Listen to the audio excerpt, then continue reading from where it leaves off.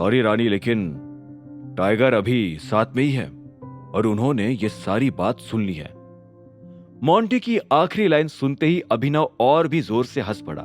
Monty भी उसकी ओर मुस्कुराते हुए बोल पड़ा, इसी टेक्निक से तो आज इतनी सारी कंपनीज खड़ी हो सकी है अभिनव। बस कानून पता नहीं क्यों इसे माफिया का नाम दे देता है। जो भी है, अच्छा तरीका है, अभिनव ने सिर हिलाते हुए कहा। उसने फिर देखा कि मोंटी अभी भी उसी की ओर देखे जा रहा था। क्या बात है? उसने कहा। मैं तुम्हारा सेकंड इन कमांड हूं टाइगर। मोंटी ने धीरे से ग्रुप में अपनी पोजीशन का कंफर्मेशन मांगा। अभिनव ने उसकी ओर एक पल के लिए देखा और फिर कहा, ठीक है, लेकिन अगर हम सिर्फ फोन से कम्युनिकेट करें तो ज्यादा बेहतर होगा। No problem. मोंटी ने हामी भरी और फिर अपने बैग में से एक स्पेशल फाइल निकालकर अभिनव को थमा दी। एक और फाइल बच गई थी तुम्हें देने के लिए। अभिनव ने उस फाइल को देखते हुए पूछा, ये कौन सी प्रॉपर्टी है अब, और मुझे पहले क्यों नहीं दी?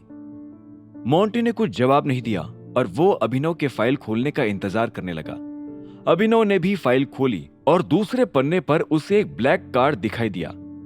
ऐसा कार्ड तो मुझे अकरम ऑलरेडी दे चुका है। अभिनव ने उस कार्ड को निकालते हुए कहा, नहीं, ये कार्ड उससे भी ज्यादा कीमती है, एक बार गौर से देखो। मोंटी ने अभिनव का कंफ्यूज चेहरा देखते हुए कहा।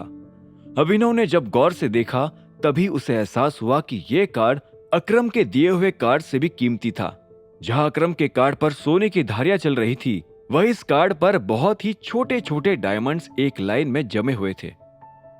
इस कार्ड की लिमिट 1000 करोड़ रुपए है अभिनव।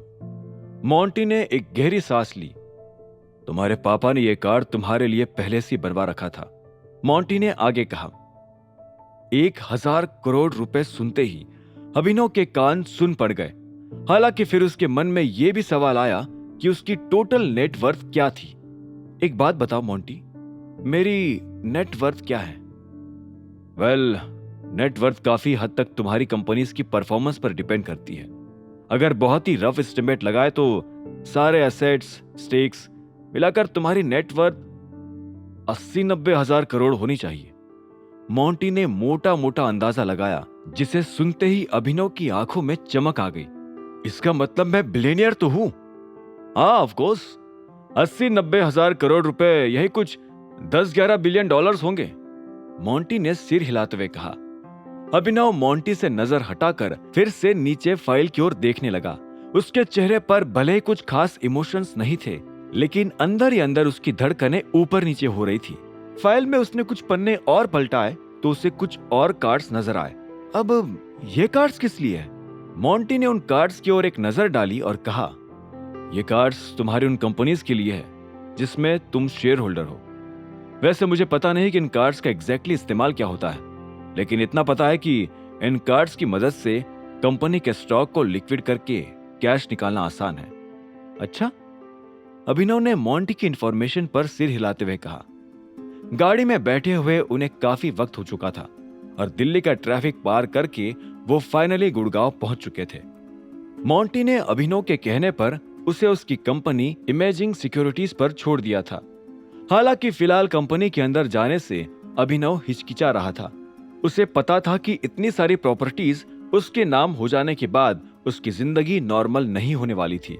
साथ ही वो सूटकेस भी फिलहाल उसके साथ था, जिसमें उसकी 90,000 करोड़ रुपयों की प्रॉपर्टी के कागजात थे। भले ही अभिनव का दिमाग उसे काम पर वापस जाने के लिए मजबूर कर रहा था, पर उसके मन ने इनकार कर दिया था। इसीलिए वो कंपनी में घुसने के बजाय सीधा पार्किंग लॉट गया और वहां से अपनी गाड़ी लेकर अपने पुराने घर चला गया। अभिनव को महसूस हुआ कि इन सभी फाइल्स को सुरक्षित रखने के लिए उसे फिलहाल एक घर खरीदने की भी जरूरत थी। अपने पुराने घर पहुंचते ही अभिनव सूटकेस लेकर अंदर भाग गया। इसी हड़बड़ाहट में उसने नोटिस ही नहीं किया कि एक गाड़ी उसका कब से पीछा कर रही थी और उसमें से 3 लोग उतरकर अब उसके घर की तरफ आ रहे थे। सुबह से इसके पीछे घिस रहे थे, अब विलास। उनमें से एक आदमी ने कहा, पक्का यही है ना वो? कोई और हुआ तो फालतू का मैटर हो जाएगा। दूसरे ने कहा, हाँ यही है, देवेंद्र सर ने इसका फोटो भी भेजा था। आगे की कहानी जानने के लिए देखें अगला एपिसोड सिर्फ पॉकेट एफएम के यूट्यूब चैनल पर और द रिटर्न ऑफ टाइगर के सारे एपिसोड्स को सुनने के लिए डिस्क्रिप्शन में दी लिंक से डाउनलोड करें पॉकेट FM ऐप।